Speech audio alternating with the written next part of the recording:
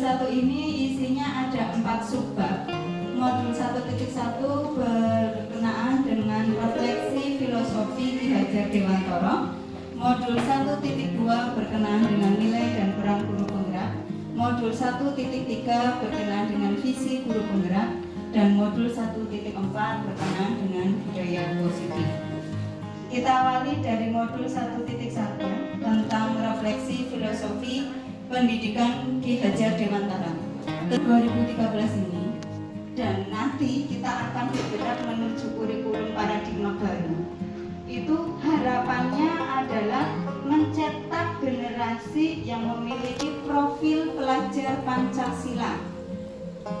Memiliki profil pelajar Pancasila.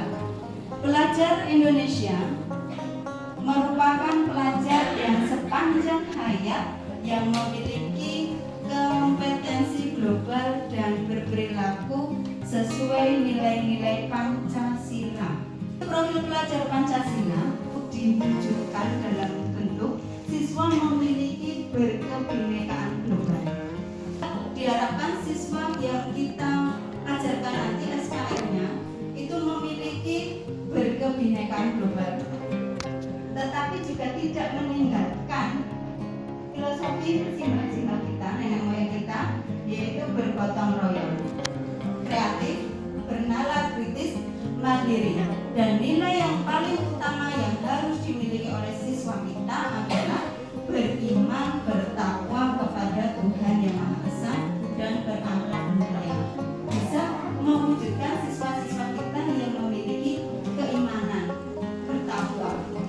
Nah, dasar-dasar pendidikan Ki Hajar Dewantara yang paling utama yaitu Ki Hajar menjelaskan bahwa tujuan pendidikan yaitu menuntun segala kodrat yang dimiliki oleh siswa, menuntun segala kodrat yang dimiliki pada anak agar mereka dapat mencapai keselamatan dan kebahagiaan yang setinggi-tingginya, baik sebagai manusia maupun sebagai anggota masyarakat.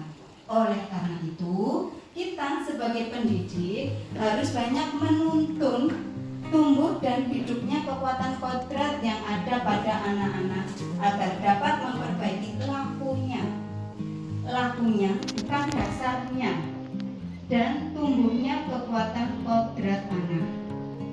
Dalam proses menuntun, anak diberi kebebasan, namun pendidik sebagai pamong dapat memberi tuntunan dan arahan agar anak tidak kehilangan arah dan membahayakan dirinya.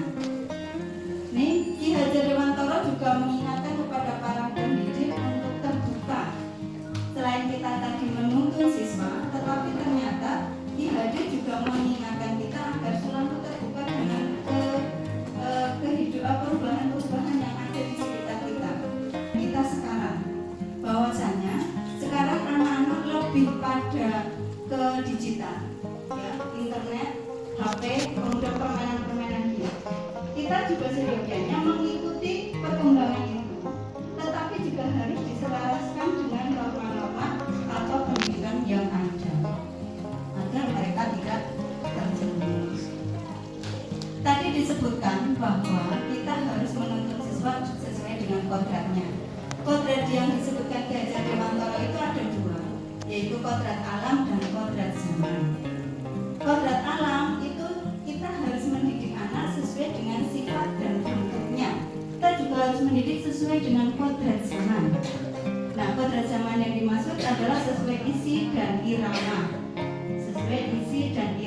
zamannya. Proses pembelajaran yang mencerminkan pemikiran Ki Hajar itu yang bagaimana? Yang pertama, memerdekakan anak.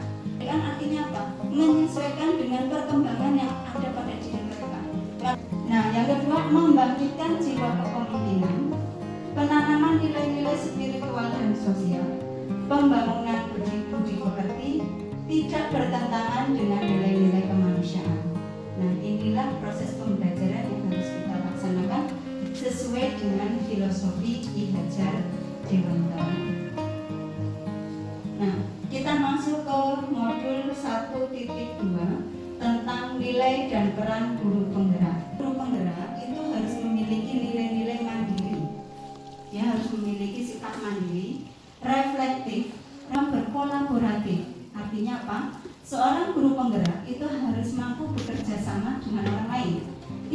bisa namanya kolaboratif, seorang guru penggerak kok pinternya buat dia sendiri, itu tidak boleh. Jadi dia juga harus mampu mengajak teman-temannya bekerja sama untuk membentuk sebuah ekosistem pendidikan yang memerdekakan anak itu. Yang keempat, tidak kalah penting, seorang guru penggerak itu harus memiliki jiwa inovatif, pemikiran yang inovatif.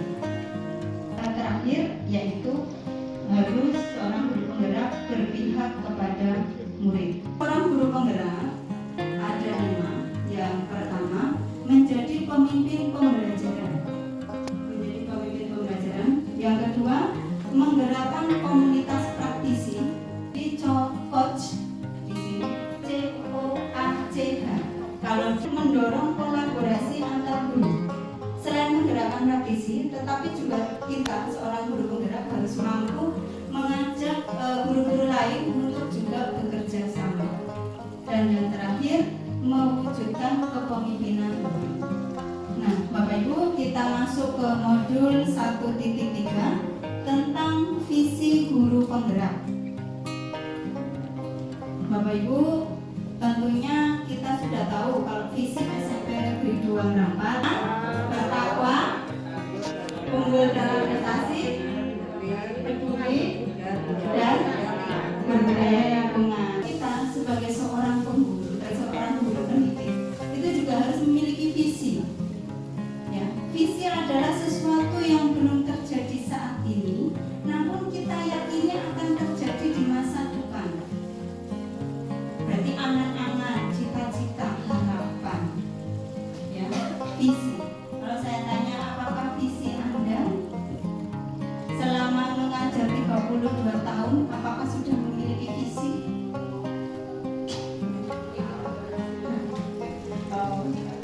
Pripun Bu Inung? Iya, visi Bu Inung adalah melihat keberhasilan siswa. Bu Ambar, visinya apa Bu? Dan menjadi anak yang bermanfaat. Iya, siswa yang saya didik itu menjadi siswa yang bermanfaat. Ya. Kalau Panakan Pak sudah sampai akan purna, visinya apa Pak?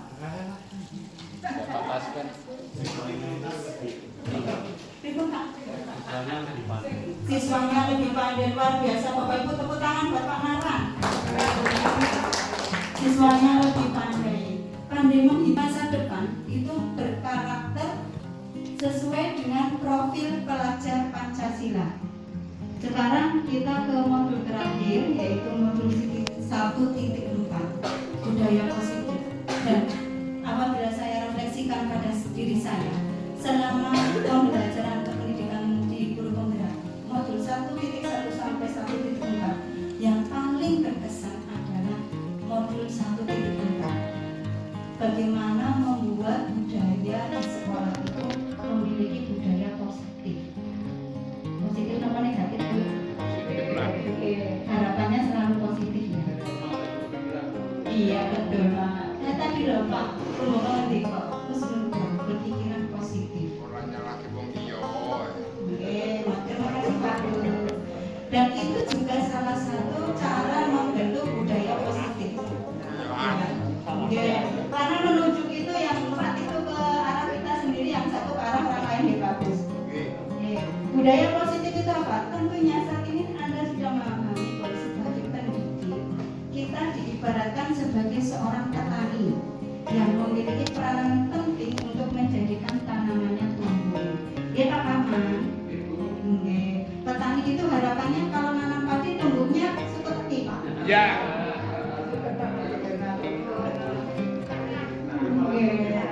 Tumbuh subur dan berbuah. Iya, tumbuh subur dan panennya makmur. Panennya banyak ya. Nah, kita panen melimpah. Kita harus memastikan apa dulu Pak Paman kalau pengen tanamannya banyak. Awalnya dulu Pak Paman. Diawali dari Oh, nanti pokoknya jawabannya rapi.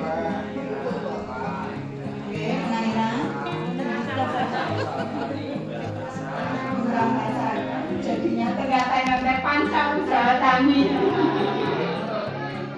Iya luar biasa. Terima kasih Pak Parman yang sudah luar biasa. biasa menjawab panca usaha saling mengingatkan pelajaran saya SMP. Iya. Itu.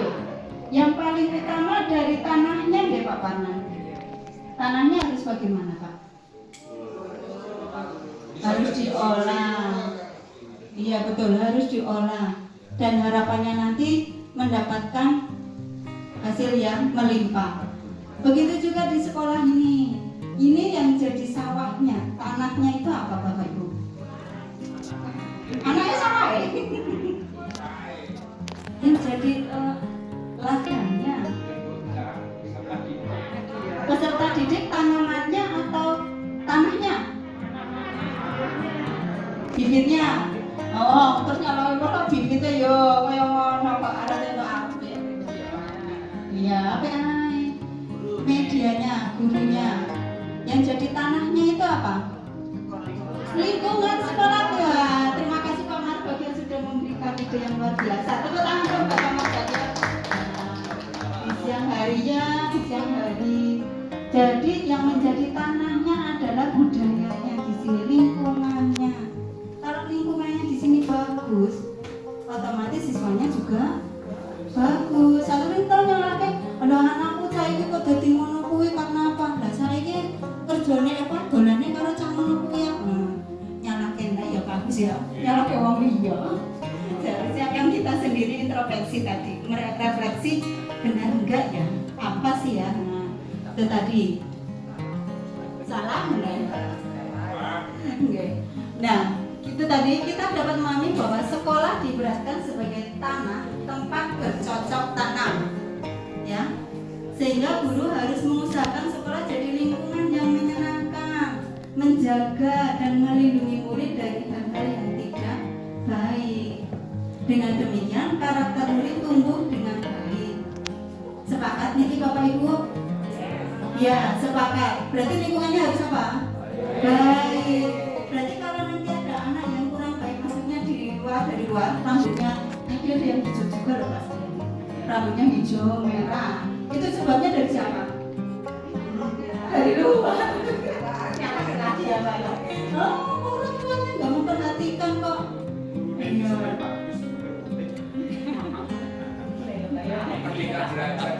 Oh iya. Kalau rambutnya merah, hijau itu merdeka belajar. Merdeka belajar. Benarkah seperti itu yang dimaksud dengan merdeka belajar? Harusnya tidak ya. Nah, coba kita kupas lagi. Ini memang yang luar biasa di modul 1.4. Ternyata yang dimaksud dengan keyakinan kelas itu bagaimana? Yang dimaksud dengan merdeka belajar, apakah membiarkan siswa rambut merah, hijau? Nah, di sini ada beberapa konsep untuk budaya positif. Ya, ada konsepnya. Yang pertama, perubahan paradigma atau stimulus respon lawan atau teori kontrol. Yang kedua, arti disiplin dan 3 motivasi perilaku manusia. Yang ketiga, keyakinan kelas, hukuman dan penghargaan. 5, kebutuhan dasar manusia. Kemudian 5, posisi kontrol, dan terakhir segitiga restitusi.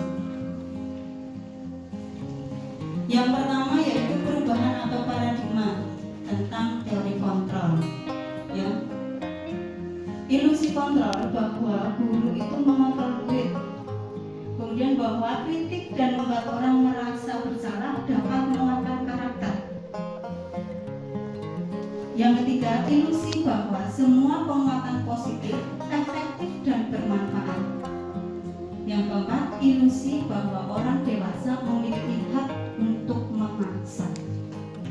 Ini paradigma teori kontrol, ya. Yang selama ini mungkin kita yakini juga. Terkadang karena kita merasa kita kan guru, orang dewasa perlu dihormati. Tapi orang yang apa saya, dan saya itu guru, masa saya yang nyapa? Nah, ini termasuk bahwa orang dewasa itu memiliki hak untuk memaksa. Berbeda dengan stimulus. Iya, stimulus. Stimulus. Oh, bingung. Stimulus respon. Iya. Di stimulus respon, kita mencoba mengubah orang agar berpandangan sama dengan kita. berperilaku buruk dilihat sebagai suatu kesalahan. Orang lain bisa mengontrol saya bisa mengontrol orang lain. Pemaksaan ada pada saat bujukan gagal dan mode berpikir menang atau kalah. Ini dua hal yang harus kita cermati, apakah ada pada diri kita atau tidak. Kemudian teori motivasi perilaku manusia. Bagaimana caranya kita membuat siswa itu termotivasi untuk disiplin positif. Nah, motivasi eksternal itu muncul ketika untuk menghindari ketidaknyamanan atau hukuman. Apa yang akan terjadi apabila saya tidak melakukannya? Nah, ini hanya muncul secara eksternal. Motivasinya dari orang lain. Aku akan pakai dasi biar nanti nggak dimarahi oleh penghuni. Nah, itu termasuk motivasi eksternal. Nah, cara yang lain untuk mendapatkan imbalan. Tadi kan kalau nomor satu hukuman, yang nomor dua kan imbalan.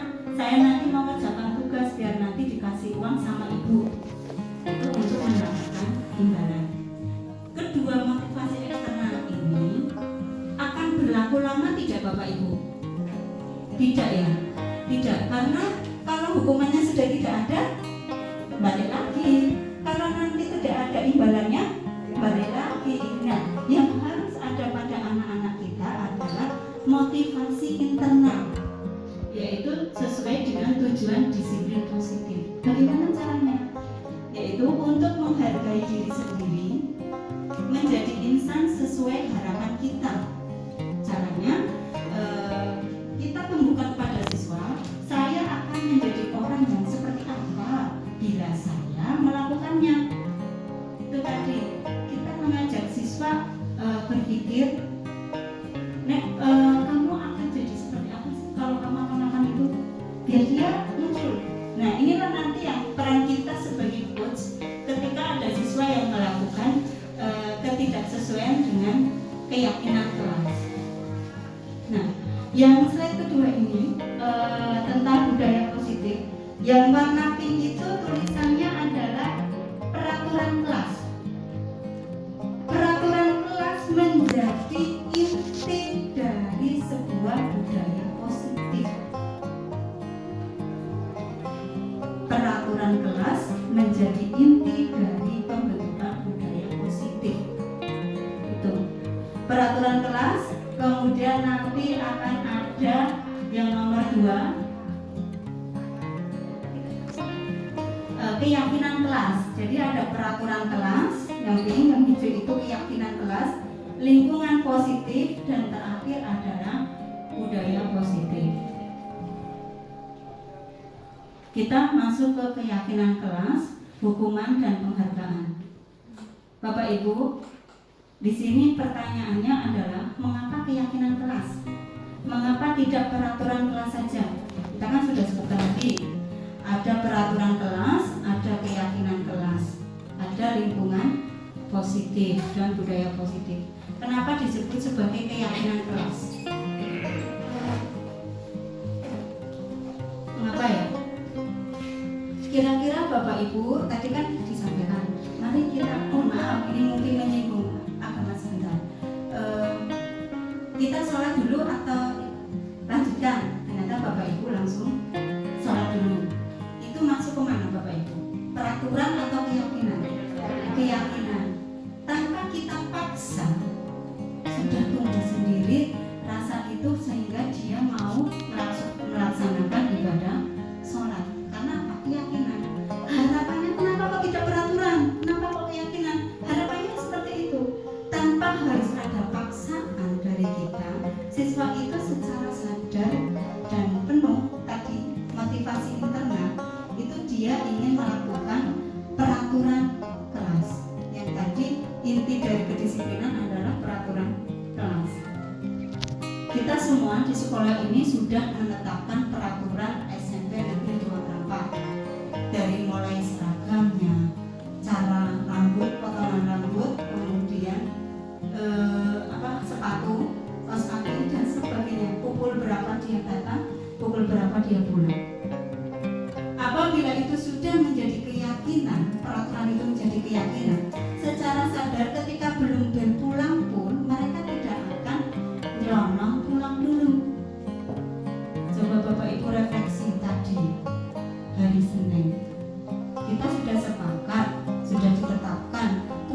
11.05 kelas 9 pulang. Tapi karena itu tadi belum menjadi keyakinan dalam diri siswa, ternyata sudah merotoli tiap anak. Karena baru sebatas peraturan, belum sampai pada keyakinan. Nah, bagaimana sih caranya? Mengapa adanya keyakinan kelas itu penting untuk terbentuknya sebuah budaya positif? Kalau begitu, mengapa pentingnya, Bapak Ibu? Mengapa? Mengapa Pak Saryadi?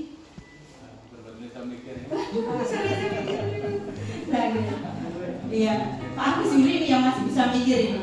Ya, Pak Agus ini bagaimana, Pak? Ya. Kalau sesuatu ini berjalan atas dasar keyakinan.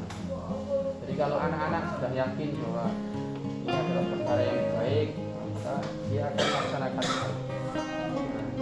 Cuman masalahnya yang perlu kita pikirkan, bagaimanakah cara menumbuhkan keyakinan. Balik tanya nih. Ya, terima kasih Pak Agus. Tepuk tangan untuk Pak Agus. Agus Yuri. Ya. Bagaimana sih cara menumbuhkan itu jadi keyakinan? Tadi Pak Agus biasa juga sering-sering sudah mengungkapkan sesuatu. Apa Pak? Ya, dilakukan terus. Iya. Aturan itu dilakukan terus-menerus hingga menjadi sebuah Iya, menjadi budaya ya. Kemarin saya ingat pas zamannya Pak Bupati yang lalu itu terpaksa biasa terus membudaya akhirnya itu tadi ternyata harus dilalui dengan keterpaksaan. Kalau di guru penggerak tidak boleh ada kata keterpaksaan, tapi kesadaran, ya kesadaran dalam diri siswa untuk melaksanakan peraturan yang ada. Kalau itu sudah menjadi keyakinan secara tidak langsung tanpa harus kita perintah atau pelan-pelan, itu mereka harus sudah laksanakan. Nah, di kasus saya yang kemarin saya angkat itu mengenakan masker Bapak Ibu. Yang saya jadikan sampel adalah 9G. Pertama itu kita buat dulu kesepakatan, bukan ujuk-ujuk langsung baru pakai masker dulu. Tapi kita buat kesepakatan dengan anak dulu tentang keyakinan kelas. Jadi Bapak Ibu wali kelas, kemarin saya ingat Buris Praktik pas kita bincang-bincang dia cerita harusnya itu peraturan kelas itu disampaikan ke siswa satu kelas per kelas. Kenapa? Ini untuk kesepakatan bersama. Wah, contoh jadi guru penggerak Mbak Sik Mbak Ramadan. Itu memang harus seperti itu. Jadi disepakati kesepakatan kelas kita sampaikan, umumkan, kemudian kita tempelkan. Nah itu diyakini. Kalau peraturan sekolah terlalu banyak, berarti mungkin wali kelas bisa membuat kesepakatan sendiri dengan anak, kemudian kita yakini bersama. Nah kita terapkan itu. Kemudian bagaimana mewujudkan sebuah keyakinan kelas yang efektif? Ini bisa kita lakukan dengan kita belajar menjadi 5 posisi kontrol dan segitiga restitusi. Nanti yang akan saya sampaikan. 5 posisi kontrol di sini ada penghukum, pembuat orang merasa bersalah, teman, monitor atau pemantau, dan manajer. Kita sebagai guru ketika ingin menerapkan peraturan kelas biar menjadi keyakinan kelas, itu ada 5 posisi kontrol. Ya, 5 posisi kontrol. Sebagai nanti akan ada penjelasannya. Nah, ini kita harus membedakan dulu sebelum sampai ke 5 posisi kontrol itu perbedaan antara hukuman dan konsekuensi. Selama ini saya memang mengakui lebih sering memberikan hukuman kepada siswa daripada memberikan konsekuensi. Hukuman itu sesuatu yang menyakitkan harus terjadi, membuat anak sakit fisik maupun hati untuk jangka waktu lama. Anak membenci kedisiplinan akibatnya berupa paksaan, nah itu berupa hukuman. Mendorong anak menyakiti diri sendiri, konsep diri yang buruk. Anak belajar untuk menyembunyikan kesalahan, marah, rasa bersalah, dipermalukan, merasa tak dihargai. Itu contoh hukuman. Sebagai contohnya gini, Bapak waktu itu saya di kelas 9G sudah kesepakatan bersama memang kalau tidak membawa buku tugas harus mengambil sampah 5. Bapak Ibu, kalau mengambil sampah 5 itu termasuk hukuman atau konsekuensi? Hukuman bisa, konsekuensi bisa. Apa ya? Ya, tapi lihatlah di sini. Sesuatu yang menyakitkan harus terjadi, Mbak Tana. Berbeda dengan konsekuensi. Sesuatu harus terjadi, membuat anak merasa tidak nyaman dan tapi dalam jangka waktu pendek, anak menghargai disiplin. Dia masuk ke stimulus tanggapan, mendorong anak agar mudah menyesuaikan diri, konsep diri, anak belajar mematuhi peraturan, kehilangan anak, dibuat tidak nyaman, diasingkan untuk sementara. Tapi kalau hukuman itu dalam jangka waktu lama. Masuk konsekuensi. Karena memang embel-embelnya tadi kesepakatan. Tetapi permasalahannya dia salahnya apa? Tidak bawa buku. Kenapa kok mengambil sampah? Apa ada relevansinya? Ada relevansinya? Tidak. Kalau tidak ada relevansinya itu masuk hukuman. Aku terus saya juga langsung tercek. Oh, berarti saya salah. Hukumannya itu harus sesuai dengan kesalahan dia. Kecuali Pak olahraga Pak Heri, siswa tidak pakai baju kaos, lari puter, itu boleh apa salah? Hukuman apa konsekuensi? Konsekuensi, karena dia olahraga sesuai relevansi. Tapi kalau saya dia tidak menggarap tugas, kok tak lari, hukuman nggak cocok. Saya bedakan ya, hukuman itu tidak sesuai dengan kesalahan dia. Ya. Kalau tidak bawa buku berarti konsekuensinya harus bagaimana? Pinjam buku, ya pinjam buku, beli buku. Kalau nggak bawa uang, dipinjemi. Kalau tidak, kalau nanti terus-terusan, kenapa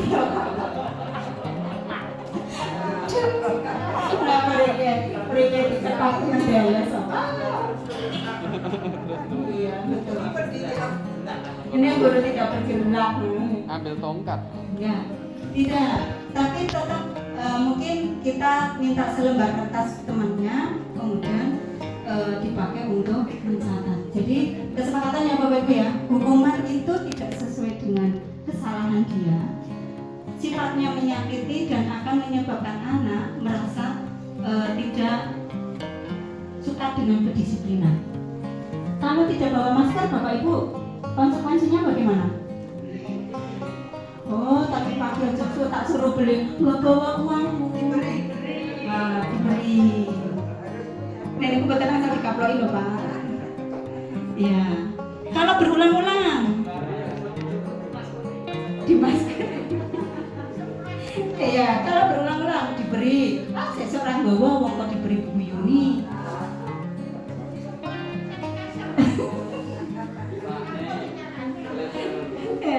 Desa Raden Cinta ya, berarti pasti kita harus cari cara bagaimana agar anak itu sadar kalau tidak membawa masker itu tidak sesuai keyakinan kelas. Nah, ini tadi 5 posisi kontrol. 5 posisi kontrol. Penghukum sebagai penghukum, sebagai pembuat orang salah, sebagai teman, sebagai pemantau, sebagai manajer. Ya, 5 posisi kontrol tadi. Guru berbuat, menghadik, menunjuk-nunjuk, menyakiti, menyindir. Itu kontrol kita seorang guru sebagai penghukum. Tak sadar itu juga saya lakukan Bapak Ibu. Harus segera saya move on, maaf Bu, saya harus segera move on. Iya, tidak boleh menghadik, tidak boleh menunjuk-nunjuk. Saya pikir juga ketika saya pakai jaketmu dilepas, ternyata ya Pak Satya keluar, nggak dilepas-lepasin ya. Ya tak copot ya, nah harusnya dengan halus. Sini tak copot ya. Iya betul, harus jadi pelayan. Sabar. Itu penghukum. Kalau perbuatan tadi, kalau berkata, kalau kamu tidak melakukannya, awas ya, rasakan nanti. Itu juga saya pernah melakukan. Awas saya. Iya, itu kita sebagai guru penghubung. Dan ini nanti bisa dipelajari ya Bapak Ibu ya. Nah, kebutuhan dasar manusia ada 4: cinta kasih, penguasaan, kebebasan, kesenangan. Kita harus memahami siswa itu kebutuhan dasarnya apa. Iya, ini sudah saya catatkan. Ini ada segitiga restitusi. Segitiga restitusi adalah proses menciptakan kondisi bagi murid untuk memperbaiki kesalahan mereka. Dan ini cocok untuk Bapak Ibu guru BK. Pasti sudah pernah melakukannya. Sudah ya Bapak Ibu ya? Iya, sudah. Tanya dulu, keyakinan kelas apa yang telah kita sepakati? Kamu ingin menjadi orang yang seperti apa? Setiap orang pasti pernah melakukannya, nah. Kamu bukan satu-satunya orang yang melakukan lupa tidak bawa masker. Nah, kalau kamu sudah seperti itu, alasannya apa sih kamu tidak pakai masker? Adakah cara yang lebih efektif untuk mendapatkan apa yang kamu butuhkan? Ini tadi, dia termasuk kebutuhan yang mana?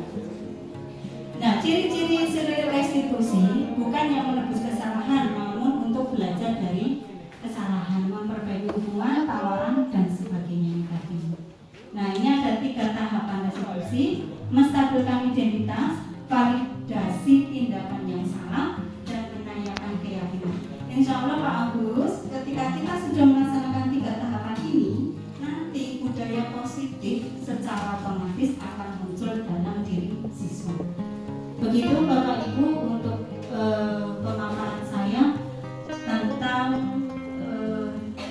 modul 1.1 sampai 1.4. Kita bisa menjadi orang-orang yang mencerdaskan kehidupan siswa kita, menuntun mereka sesuai kodrat zaman dan kodrat agamanya. Begitu Bapak Ibu, apabila ada tutur kata yang kurang berkenan saya mohon maaf. Terima kasih atas perhatian jenengan. Wassalamualaikum warahmatullahi wabarakatuh.